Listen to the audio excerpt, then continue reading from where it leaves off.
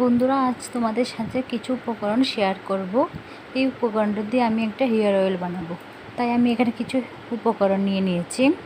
কালো জিরে, মেথি, গোলাপ ফুল, জবা, রসুন, আদা, পেঁয়াজ কুচি, কারি পাতা, দূর্বা, নিম পাতা, অ্যালোভেরার তেল, গোলাপ ফুলের কলি।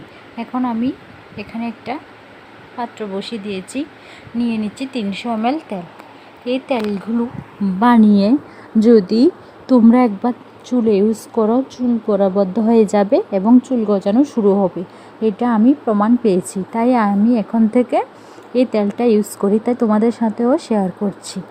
এখন আমি এখানে দিয়ে দিয়েছি কালি জিরা আর মেথিগুলো, দিয়ে একটু সিদ্ধ করে নিয়ে দিয়ে দেব এখন রসুন, আদা আর পেঁয়াজ কুচিগুলো দিয়ে একটু ভালো করে সেদ্ধ করে নেব।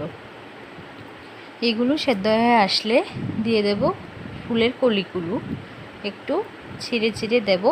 এখন দিয়ে দেব গোলাপ ফুলের পাপড়িগুলো। গোলাপ ফুলের পাপড়ি দিলে বন্ধুরা চুল সিল্কি হয়, তাই আমি এখানে 2টো গোলাপ ফুল দিয়ে দিয়েছি। এখন দেব অ্যালোভেরাগুলো দিয়ে একটু সেদ্ধ করে নেব। এগুলো একটু সেদ্ধ হয়ে আসলে একটু নাড়িয়ে দিয়ে সবগুলো মিশিয়ে দিয়ে দেবো এখন জবা ফুলগুলো। তোমরা চাইলে আরও বেশি করে জবা ফুল দিতে পারো। এখন দূর্বাগুলো দিয়ে দেবো, দিয়ে নাড়তে থাকবো। তোমরা চাইলে এখানে মেহেদি পাতা দিতে পারো, আমার কাছে ছিল না, আমি দিইনি।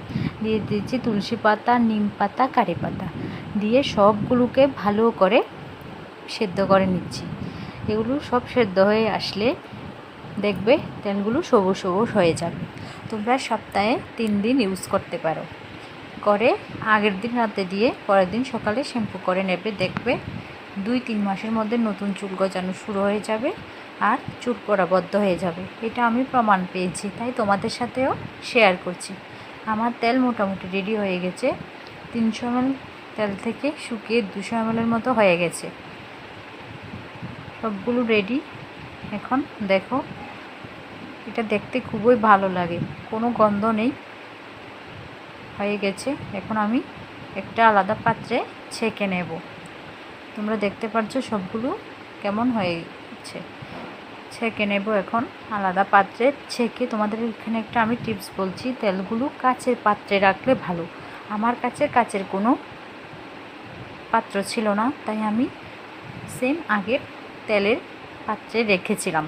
আমি পরে যদি পারি আমি কাচের পাত্রে রাখবো। তোমরা এটাকে অবশ্যই কাচের কোনো পাত্রে রাখবে, 2 মাস ব্যবহার করতে পারবে, কোনো কিছু হবে না। রেডি।